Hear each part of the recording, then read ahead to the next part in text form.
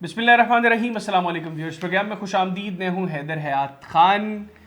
एक तो आज interestingly election commission of Pakistan ने सदर ममलिकत से मिलने से इनकार कर दिया चीफ इलेक्शन कमिश्नर ने, और फैसला हुआ इलेक्शन कमीशन की मीटिंग के अंदर के सदर ममलिकत से नहीं मिला जाएगा। और अंदर ये लिखा गया कि इलेक्शन एक्ट के अंदर जो अमेंडमेंट हुई उसमें सेक्शन 57 की अमेंडमेंट के बाद अब सदर ममलिकत जो है उनसे मिलना कोई ज़रूरी नहीं है, और अब जो भी करेगा वो इलेक्शन कमीशन ऑफ पाकिस्तान खुद करेगा। यानी कोई इंपॉर्टेंस नहीं दी गई प्रेसिडेंट ऑफ पाकिस्तान को, जो सबसे सुप्रीम पोजीशन पर बैठे हैं, उनको कोई इंपॉर्टेंस नहीं दी गई। एक तो मुस्लिम लीग नवाज के इसके ऊपर वर्जन लेने की कोशिश करेंगे। दूसरा, आज इतलात ये है कि नवाज शरीफ साहब जो मुस्लिम लीग नवाज के सुप्रीम लीडर हैं, और कहा यह जा रहा था कि बस अब फाइनली सितंबर में नवाज शरीफ साहब की पाकिस्तान वापसी होगी।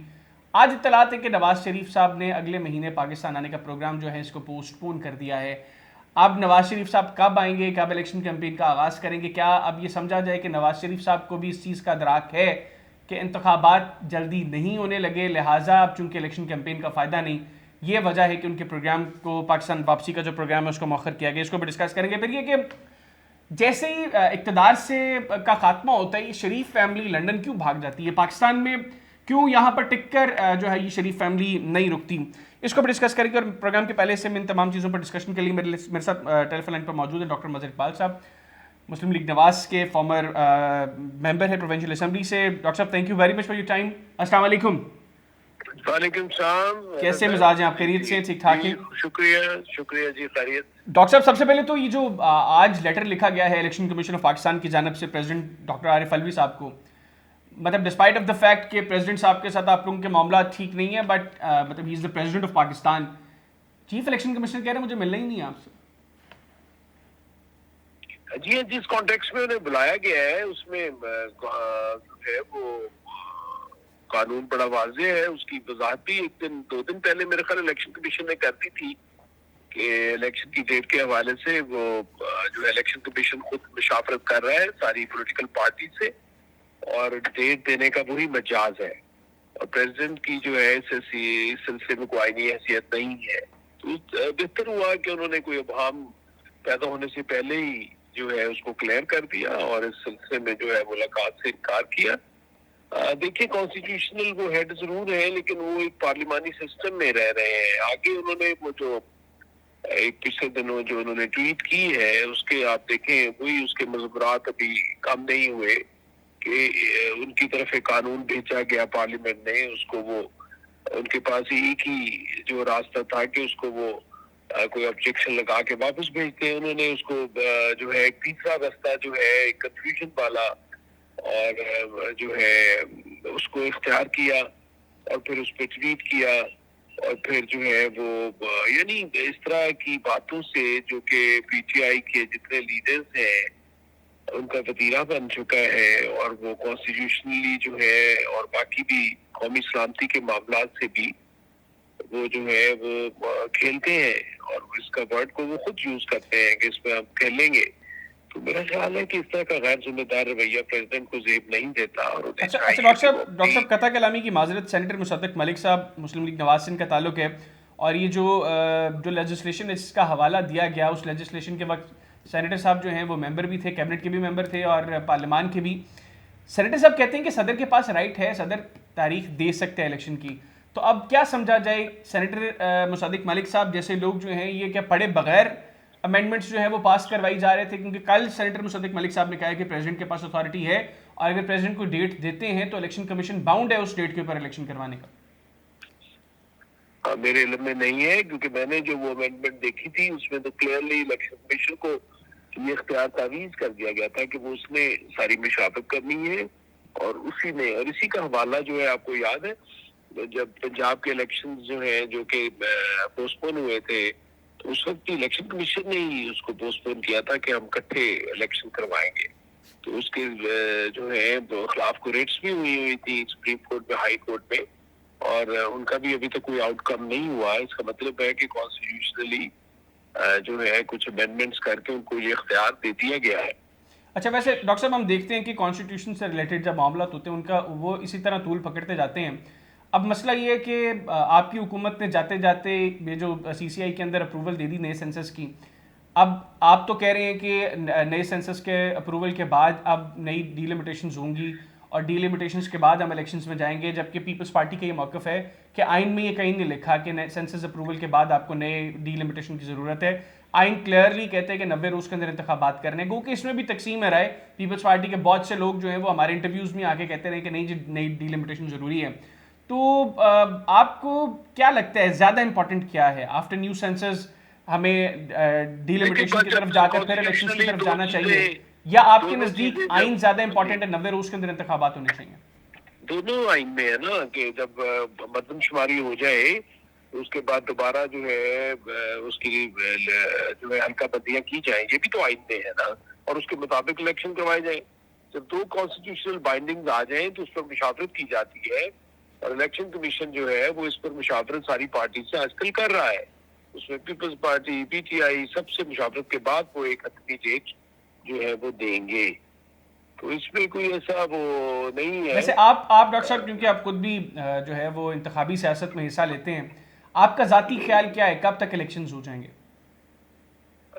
जैसा कि बिल्कुल क्लियर है, वाज़ेह है कि अगर तो जो है ये डिलिमिटेशन पे जो है कंसेंसस डेवलप हुआ और कॉन्स्टिट्यूशनल बाइंडिंग इसको भी प्रायोरिटी दी गई, तो फिर तो वो लेट हो जाएंगे, जो कि फरवरी में होंगे। लेकिन जो है अगर उस पे कहा गया कि डिलिमिटेशन नहीं, पुराने सेंसस पे पुरानी हल्का बंदी पे इलेक्शन होना है, तो फिर 90 डेज में हर सूरत में होना चाहिए। That's the binding. नहीं, अगर डीलिमिटेशंस की तरफ जाते हैं, नई हल्का तो बंदियां होती है, तो इलेक्शन कमीशन ने जो शेड्यूल दिया है, उन्होंने जो शेड्यूल दिया है इलेक्शन कमीशन ने, उसमें जो है वो हल्का बंदियां, फिर उन पे एतराजात, फिर उनके फैसले, वो 3 महीने और लग जाएंगे। उन्होंने कहा 14 दिसंबर तक हम हतमी जो जो हतमी तौर पर जो हल्का बंदियां हो जाएंगी नए हल्कों की के हवाले से, हम जो डॉक्यूमेंट है वो 14 दिसंबर तक शेयर करेंगे। उसके बाद भी अगर कोई कोर्ट में चला जाता है फिर तो ये लंबा सिलसिला नहीं हो जाएगा, और अगर हम इसके पीछे बैठेंगे फिर तो 2-3 साल लग जाएंगे इलेक्शंस में। उसमें भी टाइम लिमिट होती है ना, जितने एतराजात होते हैं वो भी 10 दिन के अंदर सारे उनके फैसले, और सारे पिछले दिनों में जब ये हुआ था तो आपको मालूम है कि वो भी टाइम लिमिट होता है। उसमें कोर्ट में आप ज्यादा उसमें डिलेज नहीं कर सकते, उसमें आप जो है टाइम फ्रेम की आपको पाबंदी करनी पड़ती है उसमें। यानी इन एनी केस आप समझते हैं कि फरवरी से आगे इलेक्शंस नहीं, एक तो चले 7 नवंबर तो नहीं, फरवरी अगर ये हल्का बंदियों को लेते हैं तो फिर भी फरवरी में हर सूरत में इलेक्शन होंगे जी, इंशाल्लाह। अच्छा, आप श्योर हैं इस चीज के ऊपर? हम तो श्योर है जी, पार्टी लाइन भी यही है, हमें भी यही कन्वे किया गया है, और कि भाई अगर हल्का बंदियों पे सारी पार्टीज जो है जिस तरह के जो है कॉमन जो है काउंसिल ऑफ कॉमन इंटरेस्ट में जिस तरह फैसला हुआ था, सारे चीफ मिनिस्टर्स और सारे सूबों ने उस मरदम शुमारी पर जो है वो अपने जो है वो उस पे आमादगी जाहिर की थी। तो उसके बाद और फिर ये भी कहा था कि उसके मुताबिक इलेक्शन हो, तो वो भी तो एक बाइंडिंग है ना। अगर उसको मान लिया जाए और उसके मुताबिक, जैसा कि इलेक्शन कमीशन की ये जिम्मेदारी है सारी चीजों को देखते हुए, तो फिर जो है वो फरवरी में जो है वो हर सूरत में इलेक्शन होंगे जी। ठीक हो गया। तो अगर मतलब इवन इफ फरवरी में इलेक्शंस हैं तो बहुत लंबा अरसा तो नहीं है कैंपेन के लिए? मियां साहब ने क्यों पाकिस्तान वापसी का फैसला मौखर कर दिया? आपको पता है इम्तिहान की डेट शीट आने के बाद ही इम्तिहान की सही तैयारी स्टूडेंट्स करते हैं, बाकी तो वो फिर पढ़ रहे होते हैं। इसी तरह इलेक्शन के मामला लेकिन कभी कभार होता है ना कि जो र्यूमर्स होती हैं, सारे उम्मीदवार अपनी सफबंदी कर रहे होते हैं, लेकिन जो हतमी जो उसमें हमेशा जब इलेक्शन डेट्स आती हैं तो उसके बाद ही जो शोहरोश और सारा 30 दिन की कैंपेन जो होती है वो अपने मोमेंटम में चल रही होती है। उससे ज्यादा तो वैसे भी अफोर्डेबल भी नहीं होती। लोग वैसे तो बराह रास्त लोगों से जो है वो राब्ते में होते हैं, जैसे हर हल्के में हर जो है कैंडिडेट वो हमेशा सरगर्म होता है, तो ये तो इससे जो है वो कोई फर्क नहीं पड़ेगा। अच्छा डॉक्टर साहब, ये भी बताइएगा कि नवाज शरीफ साहब की सितंबर में वापसी के हवाले से अब मामला ये थे कि हर लीडर श्योर था कि अब नहीं, अब डिले नहीं होगा इसके अंदर, और मियां साहब हर सूरत सितंबर में वापस आएंगे। ये डिले इस वजह से हुआ है कि अब आप लोगों को लगता है कि चूंकि डीलिमिटेशंस होंगी तो मामला अब ये फरवरी तक चला जाएगा, तो अभी आने की जरूरत नहीं है, मियां साहब कोई दिसंबर जनवरी के अंदर पाकिस्तान बिल्कुल बिल्कुल बिल्कुल ऐसा ही लगता है। बिल्कुल आपकी जो है मैं उससे एग्री करता हूँ। आपके ख्याल में ठीक होगा तभी आना? मेरा ख्याल है कि उन्होंने अपनी जो है इलेक्शन की डेट्स और उसके जो है उसके साथ वो अपना प्रोग्राम खत्मी जो है वो तश्कील देंगे। अच्छा डॉक्टर साहब, ये भी बताइएगा, इक़्तिदार का खात्मा होता है और हम देखते हैं शरीफ फैमिली फौरी तौर पर लंदन चली जाती है, बावजूद इसके कि उनके ऊपर इतना इस चीज़ के ऊपर क्रिटिसिज्म होती है, लेकिन वो उसको भी जो है वो साइड पर रखते हैं। शहबाज शरीफ साहब फिर लंदन चले गए। मियां साहब जरूर गए इलाज के सिलसिले में, बच्चे तो उनके पहले ही बाहर थे। वो तो कहते हैं ना कि हम यहीं बरतानवी सिटीजन, हमें तो पाकिस्तानी कानून का इत्लाक ही नहीं है। के लिए किसी मुशावरत के सिलसिले में गए हैं उनके साथ, उसमें लंदन जाने वाली क्या बात हुई? नहीं, वैसे अदरवाइज भी जब वो इक़्तिदार में हो तब भी ईदें शबरातें सारी इंग्लैंड में होती हैं। नहीं, ये आप गलत असर दे रहे हैं, बिल्कुल मैं से एग्री नहीं करता। सारे लोग इधर ही हैं, जो है शहबाज शरीफ साहब, हमजा साहब और सारी फैमिली, मरीम नवाज साहबा, तो आना जाना तो लगा रहता है। ग्लोबल विलेज हो गया है, आपको पता है आजकल जो है वो पुराने जमाने की बातें तो नहीं रह गई कि बहरी जहाज में बैठना है और 3 महीने में लंदन पहुंचना है। ठीक हो गया। अच्छा डॉक्टर साहब, ये बताइएगा, 2018 तक के इलेक्शंस के अंदर हम देखते हैं कि जो पार्टी गवर्नमेंट में रही होती है वो बताती है कि हमने ये डिलीवर किया, इस बुनियाद के ऊपर लोग हमें वोट करें जब वो कैंपेन में जाते हैं। अपोजिशन की पार्टीज जो 3, 4, 5 साल जितनी देर भी वो टेन्योर रहता है उसके अंदर हुकूमत की कारकर्दगी को निशाना बनाते हैं और उसकी बुनियाद के ऊपर वो पब्लिक में जाते हैं। इन इंतखाबात के बाद जो अब ये इंतखाबात होंगे, इसमें आप किस बुनियाद के ऊपर पब्लिक के पास जाएंगे कि आपने क्या किया है? और मतलब आपके इत्तेहादी जो आपके माजी के बड़े मुखालिफ हैं वो तो आपके साथ रहे इक़्तिदार में। ये हमारी तो जो कारकर्दगी की बुनियाद पर जो मुस्लिम लीग नून है, ये पीडीएम की हुकूमत तो एक मुश्तरका हुकूमत थी ना, उससे पहले जो हमारी जो हुकूमतें थी उसकी कारकर्दगी लोगों के सामने है और सारे इस बात पे मुत्तफिक हैं कि पाकिस्तान मुस्लिम लीग नवाज से ज्यादा कोई पार्टी भी डिलीवर नहीं कर सकती और हर तरह के हालात में ये जो है मामला को संभालने की सलाहियत रखती है। तो हम तो उसी बुनियाद पर और अपना जो है वो बैलेंस शीट लेके लोगों के पास आएंगे, उनको समझाएंगे और अभी जो हमने ये 14 महीने में जो कुर्बानियां दी हैं उनका भी जिक्र करेंगे। बाकी लोगों को जो है वो मुझे हमें मालूम है कि वो जिस किस्म जो है महंगाई की चक्की में जिस तरह पिसे हैं आलमी के साथ बाजारी की वजह से और इमरान खान साहब की हुकूमत की जो है पेशा दवानियां जो इस मुल्क में वो करके गए जाते हुए, तो वो भी बस बताएंगे, समझाएंगे लोगों को जो है वो इंशाल्लाह अल्लाह खैर करेगा। उम्मीद है कि वो हमारी जो है वो इन बातों में इंशाल्लाह वो हमारी सुनेंगे इंशाल्लाह। आप डॉक्टर साहब, चूंकि मैंने पहले भी कहा कि इंतखाबी सियासत में हिस्सा लेते हैं तो पब्लिक के साथ आपका एक डायरेक्ट कांटेक्ट है, आपको नहीं लगता कि इस मर्तबा काफी मुश्किल होगा पब्लिक को ये रियलाइज करवाना कि आप लोगों ने किस वजह से ये सब कुछ किया? मेरी ये इस मामले में बिल्कुल आपसे मुख्तलिफ राय है।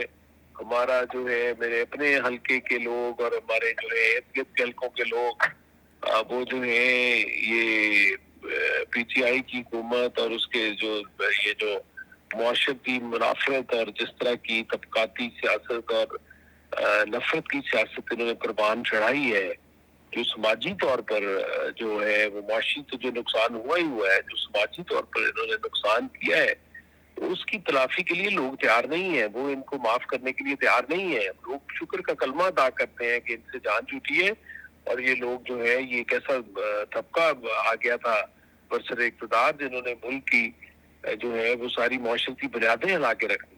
लेकिन डॉक्टर साहब, पब्लिक में अगर आप जाएं, आप पब्लिक में जाएं, पब्लिक से गुफ्तगू करें तो पब्लिक की राय तो आपकी राय से काफी मुख्तलिफ लगती है। हम रोज पब्लिक में जाते हैं, महंगाई की शिकायत करते हैं और लेकिन उसमें किसी तरह की इमरान खान से या पीटीआई से अपनी मोहब्बत का इजहार बिल्कुल नहीं करते, महंगाई की शिकायत करते हैं। लेकिन डॉक्टर साहब, पिछले आप कह लें कि पाकिस्तान तहरीक इंसाफ का दौर इक़्तिदार और उसके बाद पीडीएम की जो कोalition गवर्नमेंट थी इसका दौर इक़्तिदार, आप कह लें कि ठीक है लोग आपसे शिकायत करते हैं, इमरान खान साहब का दौर वो भी कोई बहुत बेहतरीन दौर नहीं था, यकीनी तौर पर हमें पता है कि तब भी बहुत ज्यादा प्रॉब्लम्स थी, लेकिन इन 5 सालों में जो कुछ हुआ है पब्लिक का सिस्टम से ट्रस्ट खत्म हो गया और इसमें कोई एक कसूरवार नहीं है, एक पॉलिटिकल पार्टी, इज्तिमाई तौर पर तमाम बड़ी पॉलिटिकल पार्टी। उसकी वजह ये है हैदर खान साहब कि देखें पार्लिमानी सियासत को चलाने के लिए बड़े हौसले की, तहम्मुल की, बुर्दबारी की जरूरत है। क़वायद व ज़वाबित की और कॉन्स्टिट्यूशनल जो बाइंडिंग्स हैं उनकी अदा करने की जिम्मेदारी सारी पार्टियों पर है। आप बेशक बरसर इक़्तिदार हो, बेशक अपोजिशन में हो, दोनों जो लोग हैं जब तक इस सिस्टम को नहीं चलाना चाहते तो ये नहीं चलेगा। अब ये नहीं हो सकता कि आपके खिलाफ अदम एतमाद आ गई है तो आप इजलास न बुलाएं, और अगर इजलास बुलाएं तो दरवाजे बंद कर दें और अंदर किसी को दाखिल ना होने दें। अगर अंदर दाखिल हो जाए तो वहां पर आप किसी को जो है वो स्पीकर को कुर्सी पे ना बैठने दें और उसको वोटिंग ना करवाने दें, और वोटिंग करवाने दें तो बाहर से बंदे ला के वहां पर जो है वो काबा करवा दें। आपके सामने सारी चीजें हैं, उसमें कौन कौन इन्वॉल्व है, किस तरह नेशनल असेंबली में, प्रोविंशियल असेंबली में जो है वो सियासी अखाड़े बनाए गए, जिस तरह जो है सियासतदानों ने बिहेव किया, और आपके सामने ये सारी बातें हैं कि स्पीकर जो है नेशनल असेंबली ने, डिप्टी स्पीकर ने कैसे रूलिंग दी, प्रेसिडेंट ने कैसे असेंबली तोड़ी, इमरान खान साहब ने कैसे सारी असेंबलियां डिसॉल्व की। और यानी मैं हैरान हूँ कि इस तरह की जो है वो धींगा मस्ती की कि अगर ये करनी है तो फिर ये पार्लिमानी सिस्टम पर इसको लपेट दें, और खुदारा लोगों को ये है जो तमाशा ना बनाए। और लोग भी जो है वो बेजार इसीलिए हुए हैं कि जब हमने देखिए उस सिस्टम को, हमारा अगर यकीन ही नहीं है उस सिस्टम पर, और हम दोनों साहब सब मिलकर चला सकते हैं, उसको ये नहीं हो सकता कि जो बरसर इक़्तिदार आ जाए सिर्फ वो चलाएगा, नहीं। ये तो देखें दोनों ने मिलकर, जैसे मियाँ बीबी गाड़ी के दो पहिए, आप कहते हैं कि मियाँ अकेला नहीं घर चला सकता, इस तरह बीवी के लिए नहीं चला सकती। बिल्कुल इसी तरह पार्लिमानी सिस्टम भी दोनों की मुशावरत से, दोनों की मेहनत से चलता है। तो ये बात अगर हमारे सियासतदानों को वैसे लाइटर नोट पे डॉक्टर साहब एंड करने के लिए, लाइटर नोट पर एंड करने के लिए, पार्लिमानी सिस्टम के अंदर मियाँ का किरदार किसने अदा करना होता है और बीवी का किरदार कौन अदा करता है? देखिए इसमें मैं मियाँ बीवी की मिसाल तो मैंने दी है, इसमें नहीं वैसे लाइटर नोट मियाँ का किरदार हमेशा बरसर इक़्तिदार जो होता है बड़े भाई का, और नोक-झोंक हमेशा बीवी ने करनी है ऑपोजिशन में जी। उसमें देखिए ना उनका दिल हमेशा खुला होना चाहिए। हुआ ये कि 3.5 साल में उन्होंने ताबन का हाथ ही नहीं बढ़ाया, बल्कि उन्होंने हर सतह पर चोर, डाकू, बदमाश, लुटेरे, राजन, और मैं कहता हूँ ऐसे खिताब दिए कि उन्होंने इवन नेशनल सिक्योरिटी काउंसिल में जब प्रेसिडेंट अपोजिशन लीडर के साथ ना बैठे और वो कहे कि मैं चोरों के साथ नहीं बैठूंगा, तो फिर कैसे सिस्टम चलेगा? बिल्कुल नहीं चल सकता, नहीं चल सकता। बिल्कुल ठीक हो गया। बहुत शुक्रिया डॉक्टर साहब, आपने प्रोग्राम के लिए खुसूसी तौर पर वक्त निकाला। Thank you so much. नाज़रीन, मुस्लिम लीग निवास के सीनियर डॉक्टर मजहर इकबाल चौधरी साहब हमारे साथ मौजूद थे, उनकी गुफ्तगू आपने सुनी।